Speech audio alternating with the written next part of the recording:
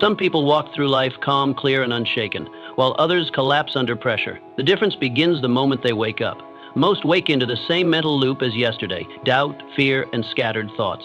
But the few who take control early reshape their entire day. Your morning determines your mindset. Change that first moment, and you change everything that follows. That's where real power begins, at the start. In a few moments, I will teach you what to do each morning to reset your mind and rewire your brain for success. Start each morning with one definite thought. You wake up each morning with a blank slate, but most people allow that slate to be written on by doubt, fear, and idle thinking before their feet even touch the floor. Instead of claiming the day, they react to it. And once you begin the day in reaction, it owns you. You become a passenger to your circumstances instead of the architect of your results. The mind must be instructed or it will wander. You must choose the first thought or the world will do it for you. That's why the first moment of your day must belong to one definite thought, a purpose so strong, so specific, that it pulls your entire being into alignment. Not a wish, not a vague hope, a clearly formed, emotionally charged, positively affirmed direction. You begin this practice by preparing the night before. Write down the one outcome you desire most for the day ahead. Say it aloud when you rise. Fix it in your mind before the world speaks. Your mind, like a plow, digs in the direction of your dominant thoughts. What you plant in the morning, you harvest at night. Now picture this.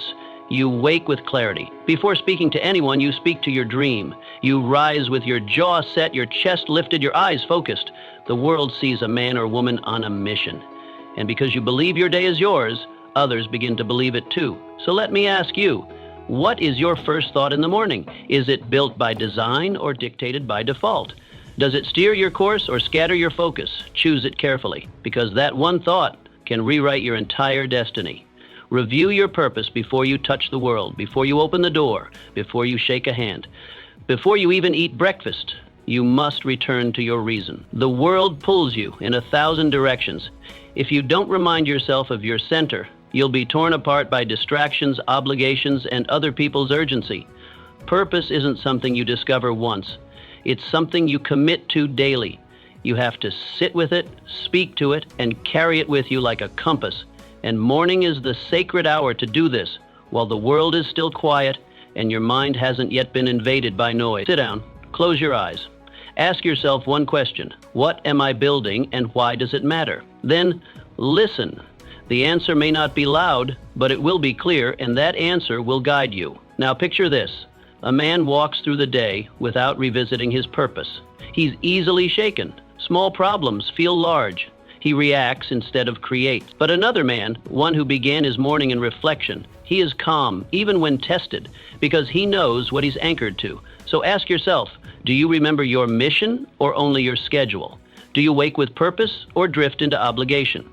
Start your day grounded in your why. Review it, speak it, live it, because a man with purpose is harder to stop than an army without it. Visualize the man you are becoming every morning before the world demands your attention. You must claim a few sacred moments to see the man you are becoming, not as you are today, but as you must become to carry the life you dream of, because the world does not shape you. Your imagination does. The mind, when left untrained, sees only what it remembered. And if your memories are filled with lack, failure, or delay, then your future begins to look just like your past. But when you imprint your mind with a bold image of your future self, standing strong, leading others, calm in storms, you give your brain a new map to follow. This is not fantasy. This is rehearsal. Just as a warrior sharpens his blade before battle, you sharpen your identity before meeting the day. Each morning, sit still. Close your eyes. Picture yourself doing what you were born to do, with courage, clarity, and command. Watch yourself walking with authority. Hear your voice speaking with power. Feel the satisfaction of results you have not yet earned, but are preparing to receive. Picture this. You are not some hesitant worker crawling through time. You are the sculptor, and each act you perform today is the chisel in your hand. What form are you creating? What image will your life reflect? Let me ask you this. Have you trained your eyes to look forward, or are they stuck in yesterday's fog? Have you seen the man you are meant to become, or are you still negotiating with who you were? Start each day with vision, because the man who sees clearly cannot be led astray. Write down one dominant goal. Every morning, your mind was never built to chase 100 things. It was not meant to sprint in every direction like a frightened animal. It was built to focus, to lock on, to take one clear target and pour everything into it until it bends or breaks. But in the modern world, we fool ourselves. We believe multitasking is power, that keeping 10 tabs open in the mind is efficiency. But it's not. It's self-sabotage disguised as ambition. Because the man who tries to pursue everything ends up catching nothing. Look closely at the people who get things done, who change their lives, who build, conquer, achieve. They all do one thing that the average man skips. They write their goal. Not just know it, not just think about it, but write it, because writing is a declaration of war. It is the moment you stop fantasizing and start commanding. A written goal becomes a promise, a signal to your brain, this is not optional, this is what we're doing today. You might say, but I already know my goal in my head. That's not enough. The mind is a slippery place. Goals float, they shift. They drown beneath distractions and lose form. But when your hand moves the pen, when your eyes see the ink, now the goal becomes real, concrete, visible. It leaves the cloudy territory of thought and takes shape in the material world. It becomes something you can't ignore. Each morning, before the noise of the world gets in, sit down for 5 minutes, no more, no less, and write one goal. Just one, not a list, not a journal entry, one sentence, one task. One target, a decision, a conversation you've been avoiding, a piece of work that matters. That's it. Simplicity is not weakness, it is strength made sharp. Now imagine yourself doing this daily. You wake up, you sit down, and you write your goal. As your day unfolds, your energy gets scattered, as it always will, but then you glance at that small piece of paper, and it speaks back to you. Remember why you started. It brings you back to yourself. You waste less time. You hesitate less. You make fewer detours because you know where you're going, and yet most people don't do this. They assume they'll remember their goal. They rely on mental willpower alone, hoping the day won't derail them. But the wind is always blowing, the distractions are always calling, and without a written goal, you will drift. So let me ask you, did you write your goal today? Or are you just hoping the storm won't knock you off course? Write it, read it, chase it. And soon you'll no longer be ruled by feeling or confusion, you'll be ruled by intention. That's the mind of a builder, a doer, a conqueror. And that, my friend, is how your life begins to transform. Ask one question that stretches your thinking. The day does not begin with the sun. It begins with the first question you ask yourself. And for most men, that question is pitifully small. What's for breakfast? What meetings do I have? What's the weather like? Harmless questions, maybe, but they set the tone for a harmless life because a small question wakes up a small mind, and a small mind cannot build a powerful life. But you must become uncommon. You must reject the shallow and reach for the deep. Each morning must begin not with routine, but with a stretch, a mental reach beyond your comfort, your patterns, your laziness. You must train yourself to ask a better question, one that forces your mind to rise. One that rattles your comfort and invites your higher self to the table. Why? Because your life is shaped not by your answers, but by your questions. A lazy question gives you a lazy answer. A fearful question traps you in circles. But a powerful question cracks open new directions. It plants a seed of strength. It pushes you to think beyond today's noise. And in that thinking, your mind begins to evolve. Try this. Before the world grabs your attention, before the news, the text, the to-do list, ask something uncommon. What would I do today if I wasn't afraid? Let that sit. Let it whisper through your chest. Or ask, what is the one bold move I'm avoiding? Then breathe with it. Don't demand an immediate answer. Let the question stretch you, not solve you. See, most men ask to survive the day, but the rare man, the man of vision, asks to shape the day. He doesn't ask what's happening to him. He asks what he must become, what must be built, what fear must be slain. His questions carry weight, and in return, his answers carry power. Picture this man. He wakes not with dread or distraction, but with a challenge. He sits at the edge of his bed and asks, what must I become to lead with honor? That question alone alters his posture. He stands taller. He listens better. He disciplines his habits, not because a schedule told him to, but because a question demanded it. This is the secret few understand. Your questions determine your level. They build the ceiling or shatter it. They train your focus or scatter it. They can lull you back to sleep or wake you into purpose. So I ask you now, what question began your day? Was it one of survival or one of strength? Did it call you up or did it numb you down? Write a new question, one that dares, one that stings, one that stretches. Ask it tomorrow. Ask it the next day. Let it haunt and guide you, because the mind that asks great questions is the mind that climbs. And the man who climbs sees the world the average man never will. Do one hard thing before the day begins. Comfort never announces its arrival with fanfare. It does not storm the gates or ring alarms. No, it seeps in quietly, gently, like a warm blanket pulled over your ambition. It whispers to you in soft tones. Take it easy, you've earned it, just a little more rest. And so, day after day, comfort seduces you into delay, into softness, into the slow decay of your own potential. Not through violence, through ease. That is why it is so dangerous, because it feels good, but it steals everything. This is why the morning is sacred. It is the battleground where you declare who is in control, your mind or your mood. And the man who wants to build a life of strength, purpose, and power must choose discomfort before discomfort chooses him. He must say, I will hurt by choice or I will suffer by chance. That is the law. Because you cannot escape pain in this life, but you can choose its form. Will it be the sharp pain of discipline or the slow rod of regret? So every morning, before the world enters your space, before you eat, before you sit in comfort, do one hard thing. Not because someone told you to, not to prove it to the world, but to prove it to yourself. This one act, done in silence, without applause, is your private rebellion against weakness. Cold water, a steep run, a brutal truth spoken aloud, a conversation you've delayed. 100 push-ups before your coffee. Doesn't matter what it is. What matters is that it hurts, just a little. Enough to say, I am alive, I am not ruled by comfort, I am in command. And what does this do to the brain? It rewires it. It tells the nervous system, I don't need to feel perfect to act with power.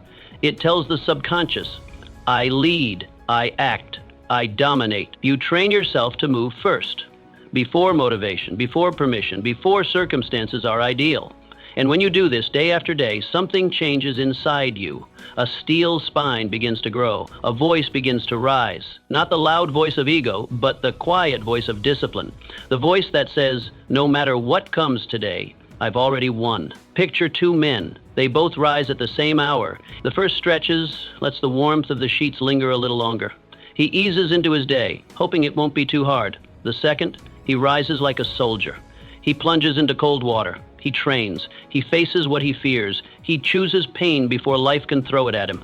His body may ache, but his eyes are alive. His energy is not reactive, it is directive. The world begins to sense him. People move aside. Circumstances begin to bend, not because of luck, but because of posture.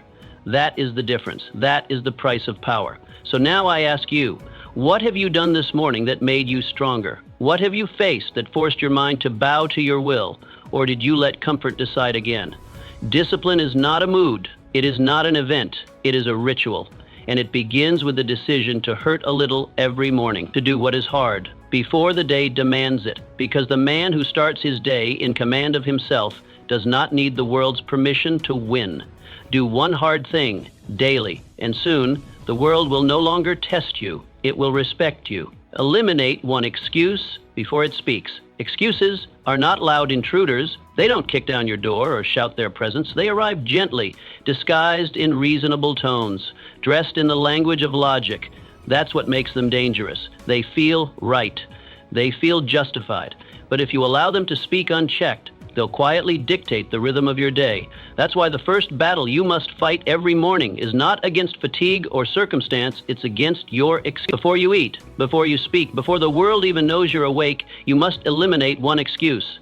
Cut its tongue out before it whispers. You already know the excuse that waits for you. It's not a mystery. It's the same one that showed up yesterday and the day before. It's the thought that curls in the corner of your mind like a lazy shadow. I'm too tired. I don't have time. I'm just not feeling it today. This voice doesn't scream, it suggests. It offers you a back door, a reason to slow down, a reason to give up your edge.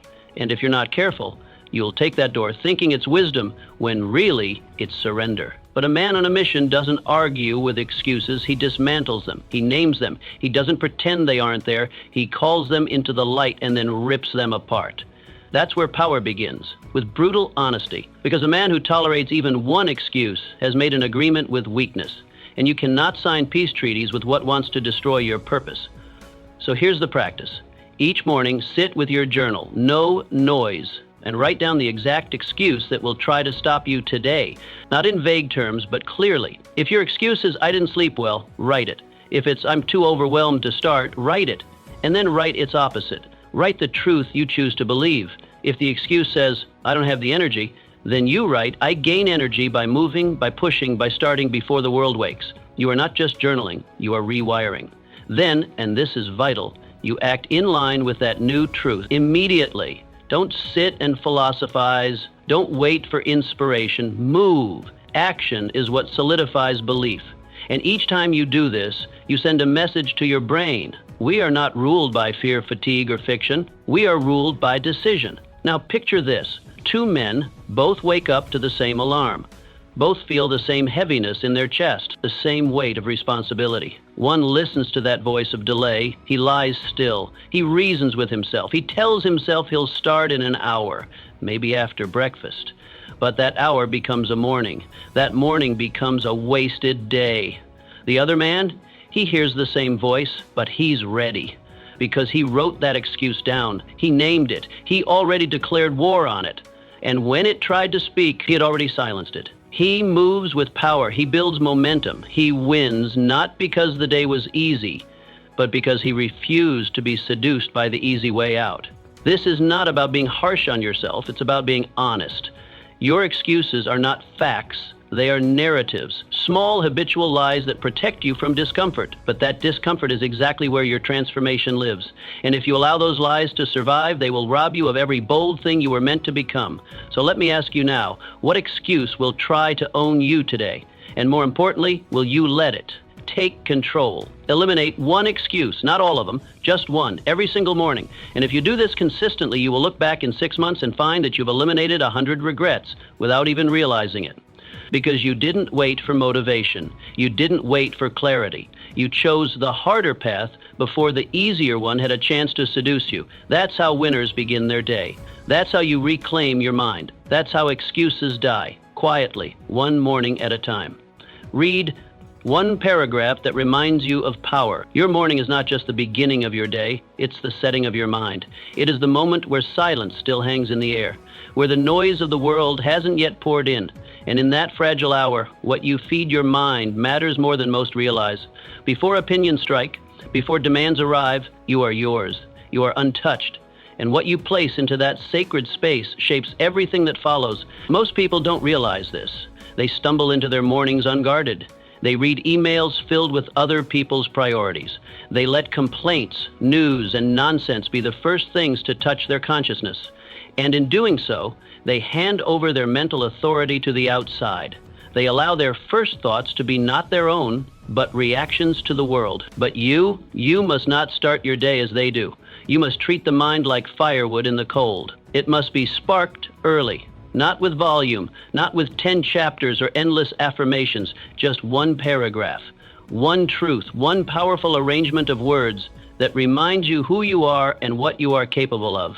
Because words are not decorations. They are not entertainment. Words are tools. Words are weapons. And if you use them right, they can cut through confusion, lift you from despair, and forge clarity where there was only fog. That is why you don't need much, just one paragraph of depth, of strength, of fire. That is enough to burn away the softness of sleep and summon the steel of discipline. It's not about how much you read. It's about what you feel from what you read. One line, if true and personal and potent, can stay with you for hours. It can travel with you into conflict, into doubt, into decision. It becomes your ally, your armor, and it does not fade like noise. It lives like a quiet pulse behind your thoughts. So what should you read? Anything that reminds you of your own greatness. Anything that shakes you from laziness and lifts you toward mastery.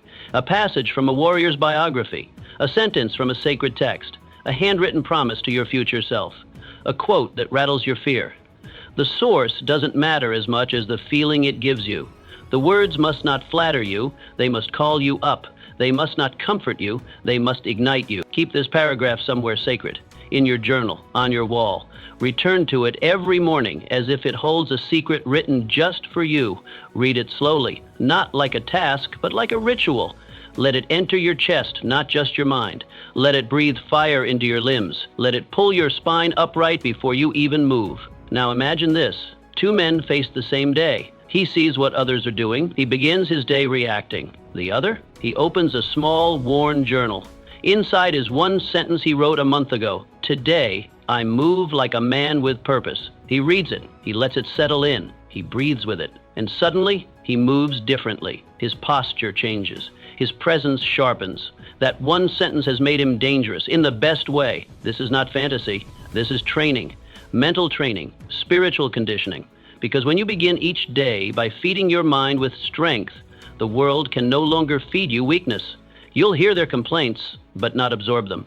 You'll face obstacles, but not be ruled by them. You'll face temptation, but stay aligned. Why? Because you already armed yourself with one powerful truth before the war of the day began. So let me ask you, what words shaped your thoughts this morning? Were they yours? Were they intentional?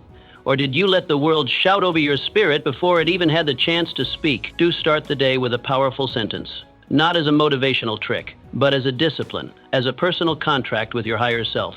Read it, feel it, live it, because one sentence, if believed, can bend the shape of a week. One paragraph, if absorbed, can kill self-doubt before it breathes. And one truth, returned to daily, can shape the foundation of an unshakable life. Don't wait for the world to feed your mind. Feed it yourself, with strength, with fire, with clarity. And let the first words you hear be words that remind you who you truly are. Touch the work you're avoiding. Every morning, without exception, you must touch the work you fear. Not the easy work, not the routine, but that work. The one that hides behind every excuse. The one you keep moving to tomorrow's list. The one that stirs something in your gut the moment you think of it. That task you've been avoiding. That project that once lit a fire in you, but now collects dust. That conversation you need to have, that document you haven't opened, that idea you haven't dared to write down. Not because you need to finish it all today. No, that's not the point. The point is to prove to yourself, to the day, to the fear itself, that it no longer controls you. You touch the work not for completion, but for confrontation. You take the first swing, the first breath, the first step. You break the spell of inaction by reaching into the dark and putting your hands on the thing you fear most, because avoidance is not passive, it is corrosive. Every time you delay what matters, a small part of your confidence erodes. You don't just avoid the task, you train your mind to believe it's too hard, too big, too overwhelming. You build a wall between who you are and who you could be. And brick by brick, delay becomes identity. I'll get to it later becomes maybe I was never meant to. But it's a lie. And the only way to tear it down is to begin. Here's the truth. The longer you wait, the stronger the fear becomes. The more you tiptoe around the task, the more power it gathers. It becomes a shadow that follows you throughout the day, whispering in moments of stillness, tightening your chest in the quiet. But the very instant you touch the work, you take back power. You puncture the illusion. You send a message to your brain that you are in command. You don't have to finish the task, you just have to begin it. Open the file, write the first sentence, make the first call. Sit down in front of the work, not as a slave to it, but as a master over it. 5 minutes of contact can dismantle 5 days of delay. Because once you're in motion, everything changes. The fog clears, the weight lightens, the monster shrinks. Why does this matter? Because what you fear to start today becomes what you fail to finish tomorrow. And what you fail to finish becomes what you regret next year. Time doesn't just disappear, it accumulates proof. Proof that you didn't act. Proof that you played small. And with every missed day, the distance between your current self and your future potential grows wider. Courage is not something you wait for. It doesn't fall into your lap. It doesn't arrive when the timing is perfect. Courage grows by doing. You don't feel brave and then act. You act, and the feeling of bravery follows like a shadow. That's how confidence is built. That's how mastery begins. Not by waiting, by touching the work while your hands still tremble. So each morning, before the world distracts you, ask yourself one simple question. What have I been putting off that matters most? What piece of work, if done, would change something, move something, heal something? then go to it. Even if it's just to look at it, even if it's just to organize it, even if it's just to write one line, begin. Now, imagine two men. Both are gifted, both have potential, but one spends his morning organizing, preparing, rearranging, pushing his real work into the afternoon, then the evening, then tomorrow. He dances around his destiny like it's a stranger. He delays, he hopes inspiration will knock on his door. It never does. The other man, he doesn't wait to feel ready. He touches the work while it still stings. He opens the file. He writes through resistance. He finishes. He moves on. He becomes free. That's the difference. One man avoids the fire. The other walks through it, scarred maybe, but sharpened. And every time he does, the fire fears him a little more. So ask yourself right now, are you dancing around your destiny? Are you decorating your schedule with busy work? Or are you grabbing the task that matters by the collar and pulling it into the light? Touch the work, even briefly, every morning, before your mind has time to negotiate. Before fear has time to build a case, touch the work like a warrior touches his weapon, with respect, with resolve, with readiness, because your courage doesn't grow in theory, it grows in action. One word, one click, one breath, and the war within begins to turn in your favor. Reflect on the life you no longer want. Every man is running from something, whether he admits it or not. There is a shadow behind him, a former life, a weaker version, a time marked by fear, delay, and compromise. And while we are told to always look forward, to keep our eyes on the prize, we forget that sometimes the greatest fuel does not come from envisioning what's ahead, but from remembering what we left behind. This is not about guilt. This is not about regret. This is about clarity. There is power in facing your past, not to dwell in it, but to draw strength from it. Each morning, before the flood of obligation, take a few quiet minutes, sit still, and remember the version of life you swore you'd never go back to. Remember the fatigue of wasted time, the ache of knowing you had more to give but chose ease. Remember the lies you told yourself to justify mediocrity. Just this once. Tomorrow will be better. I'm doing my best. You know better now. And the pain you once lived in, whether it was physical, emotional, financial, or spiritual, is not something you should forget. It is your contrast. It is your proof that you are not the same, that you paid for your growth, and that going backward is no longer an option. Most men live in a fog because they never take the time to remember. They try to stay positive, but in doing so, they lose their edge. They disconnect from the reality of what it costs to stay weak, lazy, addicted, afraid. They pretend that life was fine back then, but it wasn't. And when comfort creeps in and whispers, "You've earned a break," they believe it, because they've forgotten what that life really felt like. But you must remember, not constantly, but consistently. You must touch the scar. You must glance at the ashes of the bridges you burned, not to mourn, but to harden. To remember that the road back is not just wrong, it's deadly. Because a man who forgets where he came from will quietly start slipping back into it. So before the work begins, before the world pulls at you, give yourself the gift of memory.